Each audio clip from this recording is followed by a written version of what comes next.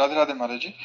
महाराज जी आप कह रहे हैं कि आप धर्मयुक्त सुख भोगने की राधे राधे महाराज जी। महाराज जी आप कह रहे हैं कि आप धर्मयुक्त सुख भोगने की भी इच्छा रखते हैं और प्रभु की प्राप्ति की भी इच्छा रखते कोई हैं। परेशानी नहीं।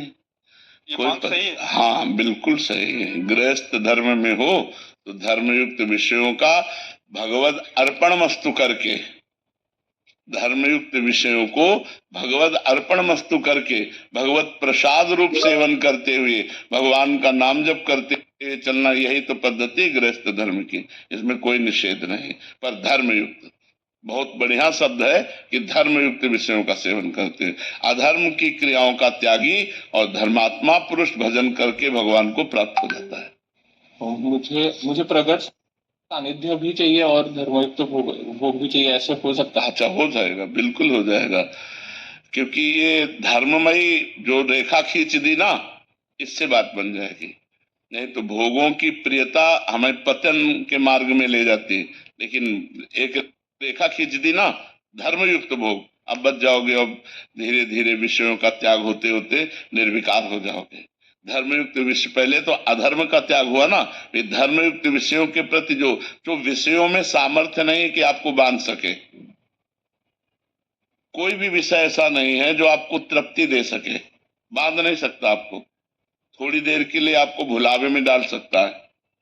जब आप जैसे धर्मयुक्त विषय, एक अपनी पत्नी है, अधर्मयुक्त विषय है बहुत सी स्त्रियों से, तो जो बहुत सी स्त्रियों से गलत भाव करने वाला है वो कभी त्यागी नहीं हो सकता।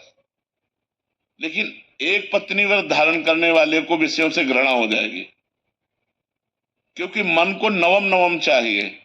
और जब वो बार बार उसी विषय का सेवन करेगा तो उसको तृप्तिजनक घृणा होगी, यार कुछ नहीं रखा। तो वो 30, 40, 35 वर्ष की अवस्था का अनुभव उसको जो आएगा वो इतना वैराग्यवान बना देगा कि वो घर में रहते हुए सन्यासी की तरह रहेगा, त्यागी वैरागी की तरह।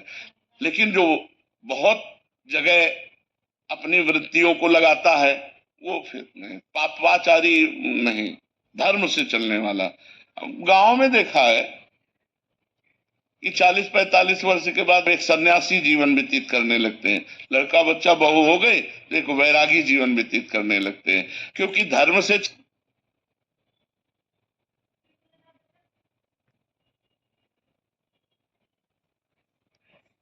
अधर्म का भाव है।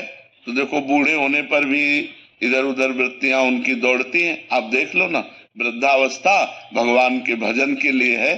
धर्म का पालन करके जो वृद्ध हुए वो भजन में जाएंगे, और जो अधर्म का आचरण करते रहे तो बुढ़ापे में भी शराब पीना, बुढ़ापे में भी गंदी बात देखना सुनना, ये सब अच्छा लगेगा। तो उनका जीवन नरकमय जीवन हो गया, वो दुर्गति को प्राप्त होंगे। तो बहुत अच्छी बात है, धर्म में विषयों का सेवन करने वाला एक दिन विषयों से वैराग्य को प्राप्त हो जाता है, ये सिद्धांत है। और अधर्म में विषयों का सेवन करने वाला दुर्गति को प्राप्त होता है, ये सिद्धांत है। हर्षित तिवारी।